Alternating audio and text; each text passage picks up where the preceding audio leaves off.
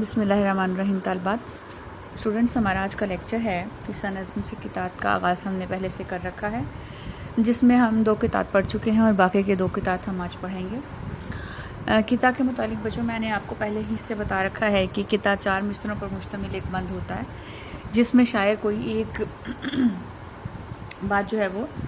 بیان کرتا ہے، یعنی کسی ایک موضوع کی طرف اشارہ کرتے ہوئے وہ اس پر بات کرتا ہے۔ تو قطعہ جو ہے اس کا دوسرا اور چوتھا مصرع جو ہے وہ ہم کافی اور ہم کافی ہوتا ہے۔ آج اس سے پیچھے جو آپ لوگوں نے کتاب پڑھے ان میں ایک تو بلوں کی زیادتی کی بات ہوئی کہ بل بہت زیادہ آتے ہیں اور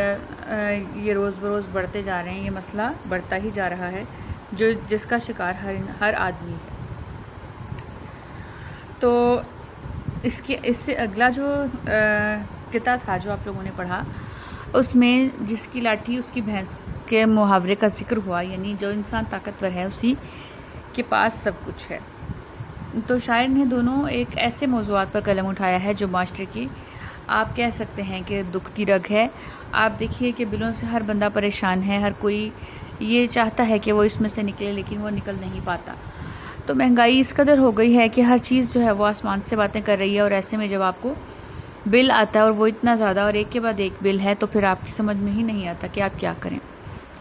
اور اسی طرح سے دوسری طرف اگر آپ دیکھیے کہ کمزور جو ہے وہ طاقتور کے نرگے میں پھنسا ہوا ہے اور وہ خود کچھ نہیں کر سکتا ہے بلکہ خود مجبور محض ہے، تو پھر ایسے معاشرے میں انسان کچھ کر سکتا ہے؟ کچھ بھی نہیں۔ تو اس خطے میں جو سب سے اہم بات ہے وہ ویٹو کی ہوئی ہے کہ یعنی مطلب یہ ہے کہ آپ کے ووٹ کوئی اہمیت نہیں رکھتے، کیونکہ ہم سب کچھ کرنے کا اختیار رکھتے ہیں۔ تو آپ اگر برا بھلا کہیں گے بھی ہمیں تو اس سے کوئی فرق نہیں پڑے گا، کیونکہ ہمارے ہاتھ بہت لمبے ہیں۔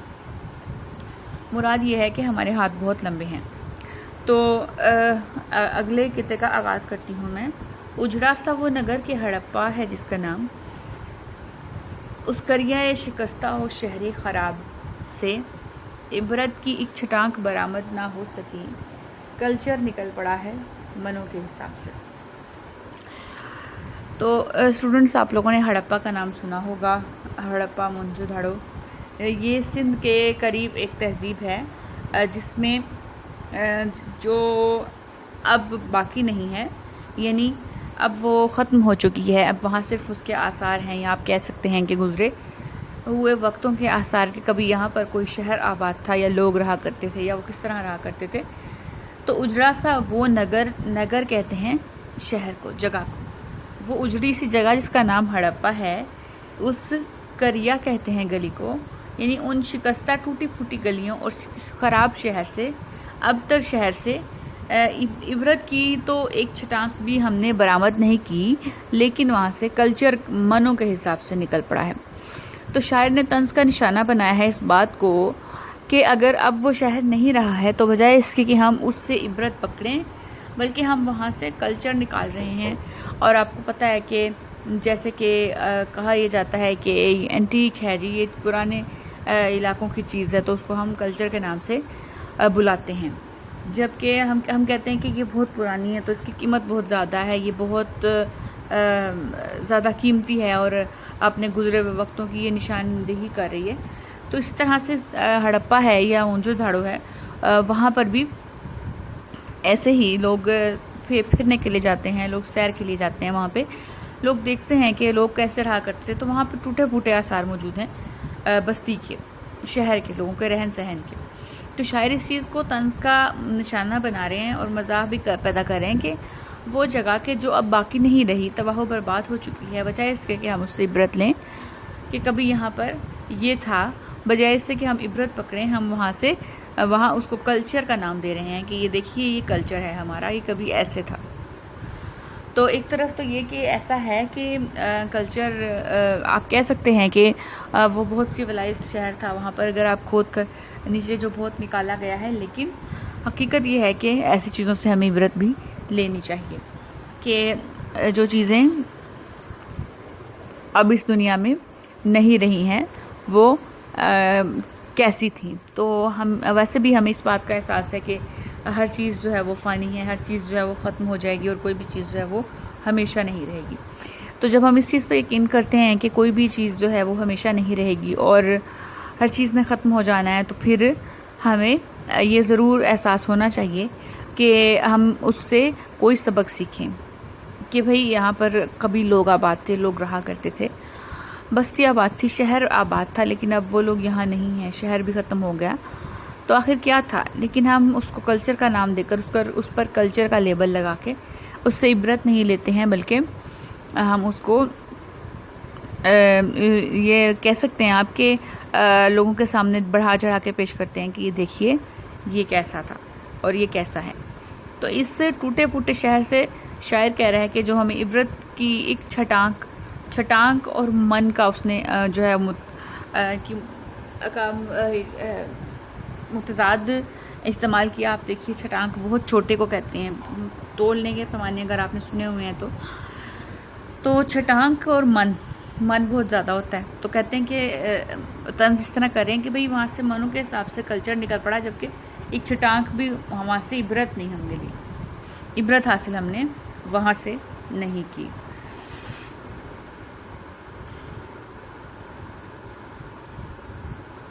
اچھا جی، تو بچوں اگلا قطعہ دیکھیے۔ کلرکوں سے آگے افسر ہیں کتنے، جو بے انتہا صاحب غور بھی ہیں، ابھی چند میزوں سے گزری ہے فائل، مقامات آہو فغاں اور بھی ہیں۔ اب بچوں ہمارے دفتری نظام میں جو ایک سب سے زیادہ اہم شخص ہوتا ہے وہ ہے کلرک۔ ہم سب جانتے ہیں کہ کلرک آپ لوگوں کا بھی واسطہ پڑتا رہتا ہے بحیثیت طالب علم، اور ہم لوگوں کا بھی واسطہ پڑتا ہے غرض کہ ہر انسان کا جس نے بھی کوئی دفتری کام کروانا ہے، تو وہ جو نیچے آفیسرز سے نیچے، یعنی جب آپ کسی بھی جگہ پر جاتے ہیں تو جو لوگ بیٹھے ہوتے ہیں وہ کلرک کہلاتے ہیں، یعنی دفتری نظام میں کلرک کی اہمیت جو ہے وہ بہت زیادہ ہے۔ تو اور جب بھی کوئی فائل جو ہے وہ آگے پہنچانی ہو تو وہ کلرکوں سے ہو کر گزرتی ہے، اور اگر آپ کلرکوں ہی کو خوش نہ رکھیں تو پھر وہ کام کیوں کر ہو سکتا ہے۔ تو شاعر نے کہا ہے کہ کلرکوں سے آگے اور بھی کئی افسر ہیں، کلرکوں سے آگے اور بھی کئی افسر ہیں جن سے آپ کا واسطہ پڑے گا کسی بھی کام کے سلسلے میں، جو بے انتہا ہیں، کافی زیادہ ہیں۔ اور آپ دیکھیے کہ کوئی بھی کام جو ہے وہ ہمارے ہاں یہ کہا جاتا ہے کہ وہ ایک پروسیس سے ہو کر نکلے گا، اور اس دوران میں کافی وقت درکار ہوتا ہے۔ اور ہمارے ہاں جو ایک سب سے بڑا جو مسئلہ ہے وہ ہے رشوت، جو ہم دیتے ہیں، لیتے بھی ہیں، اور اپنے کام کو آسانی سے سر انجام دینے کے لیے ہم بہت سارا اس طرح کا کام کرتے ہیں۔ تو شاعر بیان کر رہے ہیں کہ میرا ایک کام ہے، میری ایک فائل ہے جو اٹکی ہوئی ہے، اور وہ فائل کئی میزوں سے گزر کر اپنے مقام تک پہنچے گی، اور وہ کہہ رہے ہیں کہ صرف کلرک ہی نہیں بلکہ اس سے آگے بھی اور بہت سارے افسر ہیں جن کے پاس فائل جائے گی اور پھر اس پر اسناد کی مہر لگے گی۔ مراد یہ ہے جو آخری مصرے میں انہوں نے بیان کیا کہ مقامات آہو فغاں اور بھی ہیں، یعنی آہو فریاد کرنے کے کئی مقامات ہیں جہاں سے یہ فائل گزر کر پایہ تکمیل تک پہنچے گی۔ یعنی یہ کہ دفتری نظام میں کسی بھی کام کے ہونے کے امکانات بہت کم ہوتے ہیں، اور وہ بہت ساری جگہوں سے گزرتا ہوا جاتا ہے، اور پھر اگر آپ کو کسی کی خوشنودی حاصل ہو جائے تب کبھی آپ کی فائل پر نظر کرم ہو سکتا ہے، ورنہ آپ یوں سمجھیے کہ بس آپ کی فائل جو ہے وہ میزوں پر ہی گھومتی رہتی ہے۔ تو یہ جو ایک نظام ہے دفتری نظام، اور اس میں موجود کلرک کا مقام اور پھر اس کے بعد افسروں کا، اس پر شاعر نے بات کی ہے۔ ہمارے ہاں کیا ہوتا ہے کہ جو افسر کرسی پر بیٹھ جاتا ہے وہ سمجھتا ہے کہ کام کرنا جو ہے وہ تو اس کے لیے ضروری نہیں ہے، اور اگر کوئی کام ہونے کے لیے آئے تو وہ کہتا ہے کہ یہ میری شان کے خلاف ہے اور میں بہت مصروف ہوں، اور اس طرح کی اور سو باتیں۔ اور پھر اس کے پہلے جو میں نے بات بیان کی، وہ جو کسی بھی دفتری نظام کی جو اکائی ہے وہ کلرک ہیں۔